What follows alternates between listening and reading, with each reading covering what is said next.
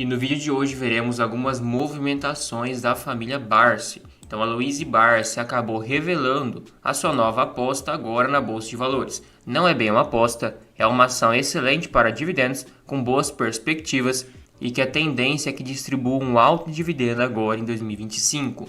Enquanto isso, Luiz Barsi também acabou elencando duas melhores ações para dividendos agora no curto prazo. E está disponível meu treinamento para ações brasileiras para você que deseja aprender a investir em ações, encontrar boas empresas, calcular o lucro, dividendo, preço teto e muito mais. Então já aproveite e garanta sua vaga, o link está aqui na descrição do vídeo e também no primeiro comentário fixado. Então começando pela Louise Barsi, qual é a ação que ela está de olho no momento? Basicamente ela anunciou um aporte agora no Banco do Brasil. Ela destacou seu desempenho financeiro, principalmente decorrente à sua carteira de crédito de juros, bem superior. Então, abre aspas, eu comprei a ação na segunda-feira e se eu tiver a sorte de pegar a ação abaixo de R$ 27, vou voltar a dar uma bocanhada. Então, segundo a análise da Louise Barsi, as ações do Banco do Brasil estão no mesmo patamar de preço do segundo trimestre de 2023. Isso comparando, claro, o resultado de hoje com o preço de hoje, comparado também naquela época, de forma proporcional. E o seu sócio da GF, Jean Mello, também enfatizou a estabilidade de seus indicadores financeiros do banco, a regularidade da distribuição de dividendos e perspectivas positivas. Então, o Banco do Brasil acaba sendo um consenso unânime na GF.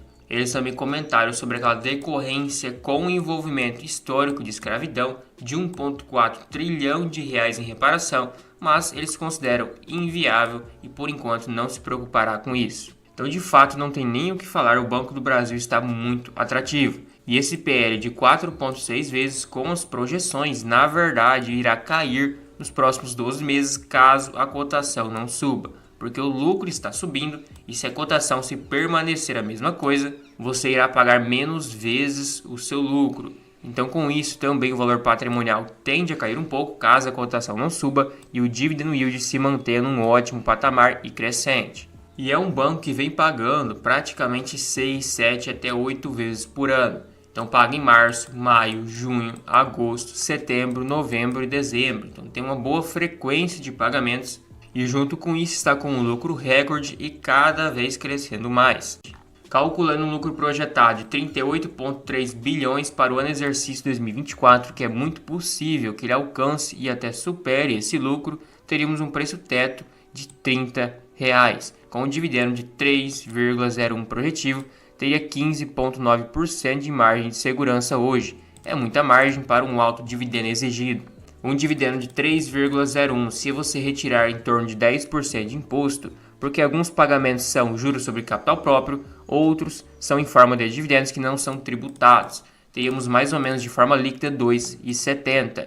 Dividido pela cotação atual de 25,99, teríamos um yield de 10% de forma líquida, sem considerar, claro, os impostos. Então, de fato, o Banco do Brasil está muito atrativo, é uma escolha óbvia, levando em conta que é um banco que tem a perspectiva de ainda entregar um baita crescimento e entregar um bom dividend yield. Agora sobre as duas melhores ações para dividendos, segundo o Barsi, lembrando que ele não recomendou fazer o aporte nessas ações. A primeira opção, que hoje é a maior produtora de energia, é a Eletrobras, Elet 3. E a segunda seria a Engie. Então no setor de energia, por mais que o setor em si não está tão depreciado, não é o caso da Eletrobras, e a Engie é uma empresa cara naturalmente e hoje está entre aspas menos cara. E ele destaca que daqui 6 meses a terceira será a Auren com a fusão com a AES Brasil. Ele acredita que terá todo o potencial de gerar receitas e fazer parte de uma carteira de renda mensal, mas por enquanto ele falou de Eletrobras e de Engie.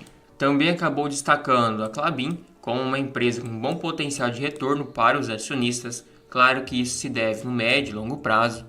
E ele gosta da Klabin porque ela está com preço baixo. Você consegue comprar mais ações para receber melhores dividendos. Então ele espera entre 1,20 a 1,25 por ação em dividendos nos próximos 2 anos. E abre aspas, esse número deve seguir, eles mudaram a política de pagar dividendos. Então o payout teve uma mudança, em vez de ser 20% da sua geração de caixa, do seu EBITDA vai pagar por volta de 15%. Então claro, o EBITDA ele vem antes do lucro líquido. principalmente porque a Klabin é uma empresa com muita dívida e acaba tendo muita despesa financeira. Então, se fosse o payout sobre o lucro líquido, pode acabar mascarando e achar que a empresa não está crescendo, não tem um bom lucro, mas em si ela está quitando suas dívidas e utilizando para crescimento. Então, em cima do EBITDA fica melhor, fica sobre a geração de caixa e a empresa consegue distribuir um dividendo proporcionalmente maior porque a base de cálculo é maior também. E a Eletrobras apresentou um resultado agora no terceiro trimestre estrondoso, um lucro de 7,2 bilhões,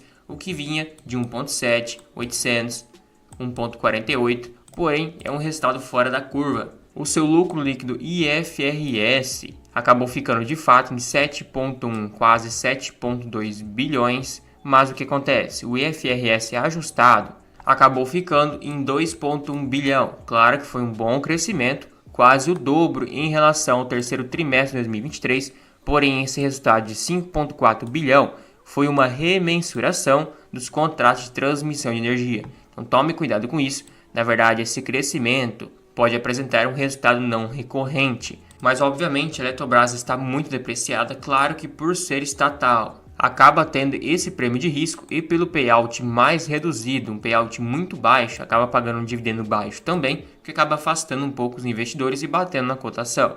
Mas de fato, em valor patrimonial e em lucratividade a empresa vem se destacando, vem melhorando e possivelmente apresentando um payout de 60%, que seria um payout ainda bem saudável, pode pagar um excelente dividendo, levando em conta também o crescimento de lucro nos últimos trimestres. Então esse payout de 13% está refletindo nesse dividendo mais baixo. Outro ponto é que é uma empresa que ficou muito cara nos últimos anos, então tome cuidado com isso. Acaba dando um retorno muito baixo em questão de dividendos e valorização. O que hoje está 8 vezes lucro, ela estava antes 20 vezes lucro. Olhando para os seus indicadores de ROI e ROI que ainda estão baixos, em contrapartida sua dívida ainda está controlada. Outro ponto é que a Genial Investimentos acaba apontando um potencial de valorização na Eletrobras por causa de uma taxa interna de retorno, uma TIR de 13,8%, o que acaba sendo uma alta TIR bem superior à grande parte das elétricas. Então, de fato, essa taxa interna de retorno fica bem atrativa,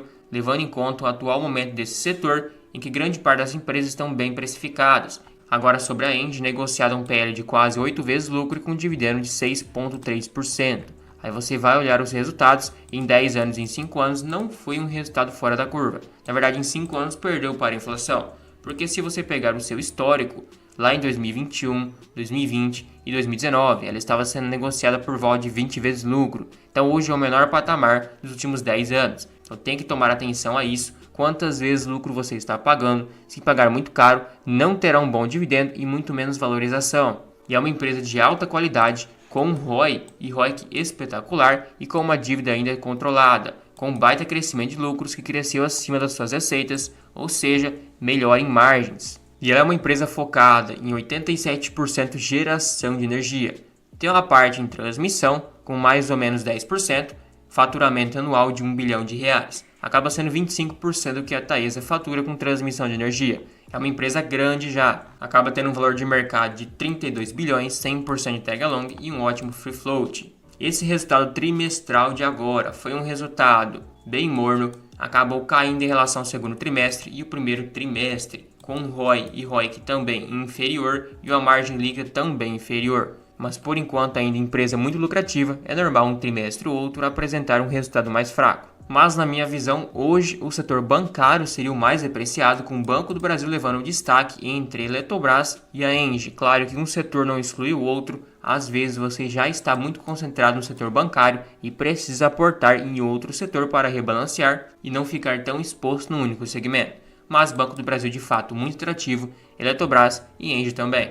E se você começou a investir na bolsa, comprou suas primeiras ações, não sabe muito bem o que está fazendo, não sabe identificar oportunidades, saber quando a ação está barata, calcular o preço teto, o dividendo projetado, o lucro projetado e também saber a margem de segurança, está disponível o meu treinamento sem enrolação, simples, fácil, direto na prática, sem inventar aquelas teorias mirabolantes. Hoje em dia é muito fácil de investir, com um clique você compra e vende ações e pode começar até mesmo com R$5. Mas aí tem um problema, você precisa ter uma estratégia vencedora, saber escolher ações para realmente compensar assumir risco de renda variável e não ter retorno de renda fixa. Então já aproveita, garanta sua vaga, lembrando que esse treinamento tem acesso vitalício. Vou estar atualizando constantemente com novas aulas de acordo com a sugestão de vocês. Você também terá acesso a uma planilha de preço teto